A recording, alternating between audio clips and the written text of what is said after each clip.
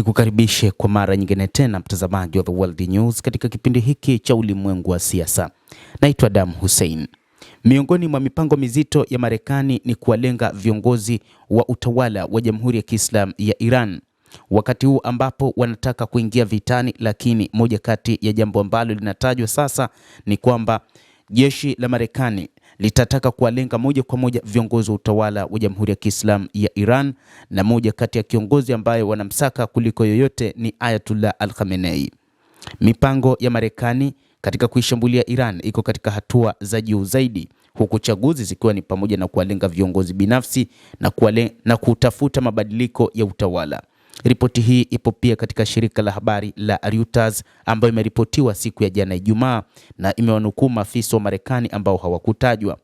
Mipango hiyo inaandaliwa vilivyo, na ni mipango ambayo wakati huu inadaiwa kwamba endapo kutaanzishwa shambulizi lolote, moja kati ya targeti muhimu ni kuwasaka viongozi wa Jamhuri ya Kiislamu ya Iran, wale wa kijeshi pamoja na wa kiutawala, lakini haswa wanataka kutafuta wale wa kiutawala. Marekani imesema kwamba itashambulia maeneo mengi katika nchi ya Iran, lakini hasa ni maeneo ya kambi za kijeshi, lakini pia na maeneo yenye nyuklia pamoja na makombora ya masafa marefu. Lakini baada ya hapo itaanza kuwalenga viongozi mmoja mmoja, akiwemo Ayatollah Al-Khamenei. Hata hivyo, kuwalenga viongozi hao kwa mujibu wa taarifa na ripoti hii ni kwamba ni kutaka kuondoa kabisa uongozi uliopo wa Jamhuri ya Kiislamu ya Iran. Wanaamini baada ya hapo watakuwa wameshamaliza kazi. Mipango hiyo inaandaliwa iwapo mazungumzo yanayoendelea kuhusu mpango wa nyuklia wa Iran yatashindwa kuleta matokeo. Maafisa hao waliambia shirika la habari la Reuters hapo awali limeripoti kuwa Pentagon ilikuwa ikijiandaa kwa operesheni endelevu ya wiki nzima inayolenga usalama wa Iran na maeneo ya nyuklia.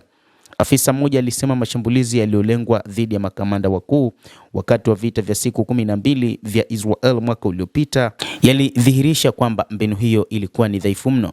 Afisa huyo alitahadharisha kuwa shughuli kama hizo zinahitaji akili na kina ili kupata walengwa na kutathmini uharibifu wa dhamana. Mnamo Juni mwaka 2025, Israel iliwaua makumi ya makamanda wakuu wa Iran na wanasayansi wa nyuklia, akiwemo mkuu wa majeshi na kamanda wa jeshi la walinzi wa mapinduzi ya Kiislamu. Rais wa Marekani Donald Trump amerudia mara kwa mara wazo la kuangusha utawala wa serikali ya Iran, akisema inaonekana kama hilo lingekuwa jambo bora zaidi ambalo linaweza kutokea.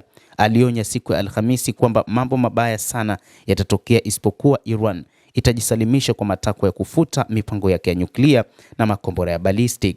Mvutano unazidi kuendelea huku mazungumzo ya upatanishi wa Oman yakifanyika wiki hii mjini Geneva hajaleta mafanikio yoyote. Siku ya Alhamisi, Trump aliipa Iran kati ya siku 10 hadi 15 kufikia makubaliano.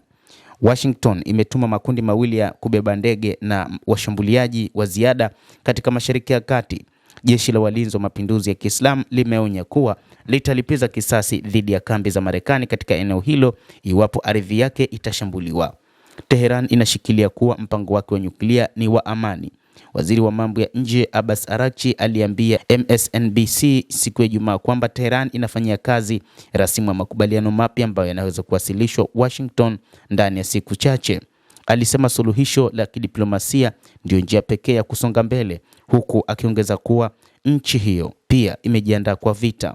Moscow imeonya kwamba mzozo huu utasababisha uwezekano wa kulipuka na kwamba mashambulio kwenye maeneo ya nyuklia ya Iran yanaweza kusababisha maafa ya nyuklia, na kuzitaka pande zote kutafuta suluhu ya amani.